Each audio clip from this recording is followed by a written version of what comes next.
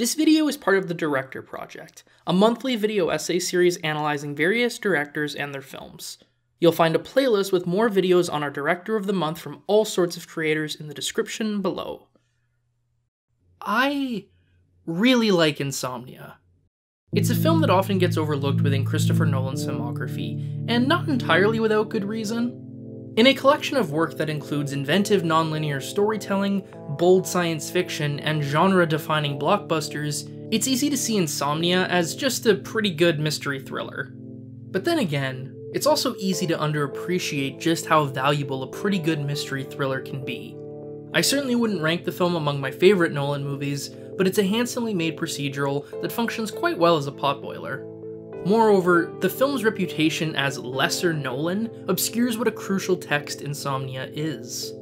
As his first movie for a major studio, Insomnia marked a major transition in Nolan's career, from an independent filmmaker to someone working within the Hollywood system. And that transition also marked a shift in Nolan's aesthetics and themes, the effects of which would echo through his movies to come. With this video, I want to take a closer look at how Insomnia evolved Chris Nolan's style, bridging the psychological thrills of Following and Memento with the Hollywood storytelling that has largely defined his career. The first shift that jumps to mind is in ratings, with Insomnia being Nolan's last movie to be rated R. From Batman Begins on, every Nolan film has aimed pretty firmly at PG-13. The language is clean, there's little overt sexuality, and while his movies are full of punching and shooting, it's all pretty bloodless. Even when making a harrowing war epic, Nolan focuses on the chaos and psychological torment of battle rather than graphic violence. Insomnia is different.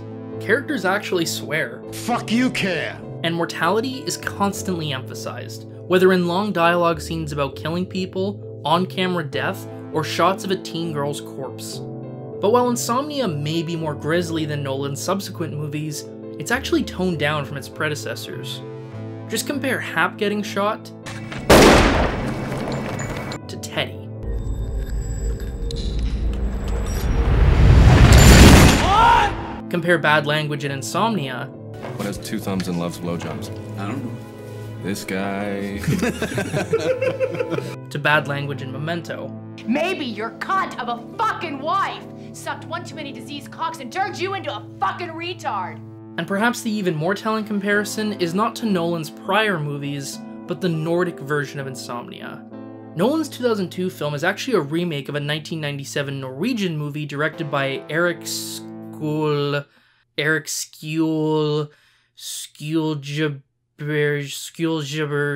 You know what? Why don't y'all just call me Mr. S? Both versions of Insomnia tell basically the same story. A pair of detectives from the city are sent to a small Arctic town to investigate the murder of a teenager. The lead detective accidentally shoots his partner in the fog. His guilt manifests by his inability to sleep under the midnight sun. The killer, a writer of crime fiction, sees the accident and uses the information to blackmail the detective. But despite having virtually the same plot, the original film is a far nastier piece of business. Where Al Pacino's Will Dormer is a shady cop willing to falsify evidence, Stellan Skarsgård's Jonas Engström is a sex pest who is kicked out of the Swedish police after having sex with a witness and who forces himself on two women, one of them a teenager. Where Will fires a round into a dog's corpse to falsify evidence, Engström straight up kills the dog. But in terms of graphic violence, I think the most profound difference is in how the two filmmakers depict the central murder. Nolan uses these very quick cuts of the act, flashes of a violent memory that are the same trick he used in Memento. But the Norwegian version sets its opening credits to grainy footage of the teenager's murder from the detached perspective of the killer, who then takes the time to strip her corpse down and clean her hair. I certainly wouldn't call this version of Insomnia gratuitous, but it's much more unflinching in its depiction of humanity's worst impulses. The remake makes things a lot more palatable for a general audience, and that tracks with Nolan's career moving forward. Much as the man's name inspires hyperbolic levels of adoration, Nolan's MO is actually pretty straightforward. He makes high-concept genre movies for mainstream audiences. These movies are presented with a sophistication and seriousness that feels aimed for adult sensibilities, but there's nothing too graphic or especially alienating. Insomnia sees Nolan finding that balance, paving the way for the wave of PG-13 that would define the feel of his movies. Speaking of how Nolan movies feel, Insomnia also marked a pretty crucial shift in Nolan's filmmaking style. Much as Following and Memento demonstrate how central non-linear storytelling and the manipulation of time were to Nolan from the beginning, they don't much look like Christopher Nolan movies. Following's micro-budget meant black and white 16mm film, non-professional lighting, and handheld camera shake, the filmmaking in total designed to be as efficient as possible under the circumstances. Memento had a much more professional production, and that certainly shows on screen in the higher quality film stock, lighting, and lockdown camera, but for a neo-noir, the visuals are not especially stylish. These movies may have announced Nolan as a talent to watch, but I'd argue that was more for his abilities as a writer than a visual filmmaker. Insomnia, which not coincidentally saw Nolan's largest budget and longest shooting schedule, has a more distinct visual style, with its crisp visuals and cool color palette echoing the look of later Nolan movies, particularly The Prestige and the Dark Knight trilogy. More of the story is also relayed through set pieces that, while much smaller scale than Nolan would become known for, still propel the plot through action over dialogue. The most important of which, I think, is the interrogation scene, which transforms into a suspense sequence. To give some context, the cops have pulled the killer, Walter Finch, in for questioning, unaware that he and Will have been working together. Walter alludes to planting a gun in the home of teenage suspect Randy. Will makes a scene as an excuse to leave, rushing to Randy's home to find the gun before the other cops. The film then crosscuts between Will searching for the gun and the police rushing to Randy's home, the suspense drawn from if Will will be caught tampering with evidence. It's a very good sequence in its own right, but what really stands out to me is how the scene predicts another in The Dark Knight. Which one you going after? Rachel!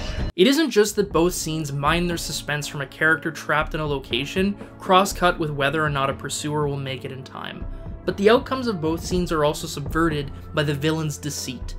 Similar to how the Joker anticipates Batman's choice and swaps Harvey and Rachel's location, Walter anticipates Will and lies about where the gun is planted, knowing Will is going to waste time looking in the wrong place. In fact, there's a lot of The Dark Knight in Insomnia. The dynamic between Will and Walter strongly mirrors Batman and the Joker, with a villain all too eager to embrace their similarities, and a hero who adamantly refuses to see it.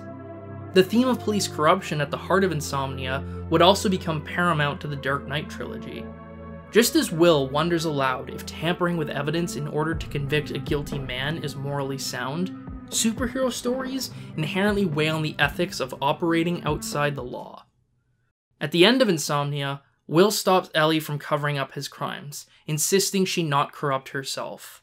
Why? Don't lose your way. Will makes this choice, even knowing it might lead to the many criminals he put away over the years being released. The same tension underlies the end of The Dark Knight, where Harvey Dent's crimes threaten to tear down all the good he accomplished as district attorney. But unlike Will, Batman and Gordon willingly cover for Harvey, preserving a comforting lie in pursuit of a greater good. That might suggest a shift from Insomnia's ideology, at least until you remember that The Dark Knight Rises was largely about the fallout of this lie, of losing your way, to use Insomnia's words. And if you need more proof of the links between Insomnia and Nolan's Batman, consider Will's partner is named Hap Eckhart. And who played Harvey Dent in The Dark Knight? Eckhart, sir. Oh my god. Need I say more? Actually, I do need to say more. Let's return to Insomnia'S Ending. This is another key area where Nolan differs from the film's Nordic roots. In the original, the killer dies, evidence is found implicating him in the murder, and the case is closed, with Angstrom successfully convicting the killer while getting away with his own crimes. But investigating officer Hilda Hagen discovers Angstrom's bullet casing, proving that he was the one who shot his partner. But rather than arrest Angstrom, Hagen lets him go. The film ends on an ambiguous note, with Angstrom having gotten away with murder, but still haunted by guilt, symbolized by his continued insomnia. On the whole, it's a pretty bleak experience. The story of a cruel and pitiful detective blundering his way through a murder investigation, killing a friend, and refusing to learn or grow. But Nolan's film latches onto a redemption arc, with Will Dormer committing to tear down his own legacy, his dying breath an act of self-sacrifice.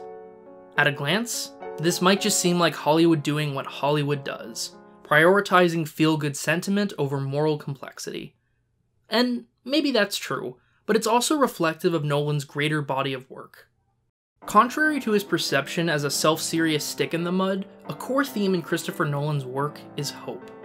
This is the guy who took Batman, a character largely defined as a tortured soul forever locked into a war on crime, and made a trilogy about how a man's heroism inspires a city, and ultimately achieves him a measure of peace. A man whose war epic wasn't about victory, but surviving defeat, so he might win another day. And in Nolan's own words, the whole point of Inception's ending wasn't whether or not the top falls, but that Cobb isn't looking. He believes he's returned home. Time and time again, Nolan appeals to a sense of uplift and optimism. That no matter how bleak things get, heroes can be redeemed, happiness can be found, goodness can prevail. But this wasn't always true. Matching their street cred as hip indies, Following and Memento are some cynical-ass movies.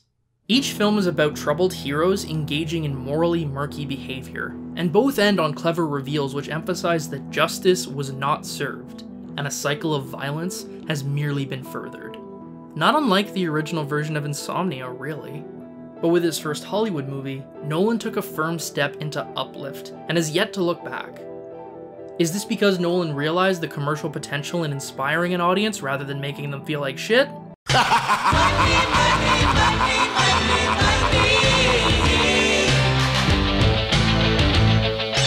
Maybe, but given Nolan's highest grossing blockbuster is the one that ends the most cynically, I'm not sure it's that simple. It's also possible that Nolan, quite simply, agrees with Cobb. No, because I think positive emotion trumps negative emotion every time. We all yearn for reconciliation, for catharsis. Maybe Nolan truly believes that uplift makes for more powerful storytelling.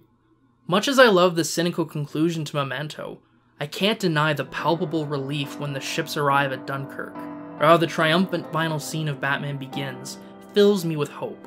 But whether the shift from bleak cynicism to inspirational uplift was made for artistic or commercial reasons, it was with Insomnia that Nolan made the shift. Coupled with the evolution in style, tone, and theme, it's clear there's not only a lot of Nolan to be found within Insomnia, but it's also a film where Nolan found a lot of himself. If you're a Nolan stan who wants to offer a new perspective to the director project, consider this your personal invite. Just tweet the link to your video to @CultPopture and we'll be happy to add you.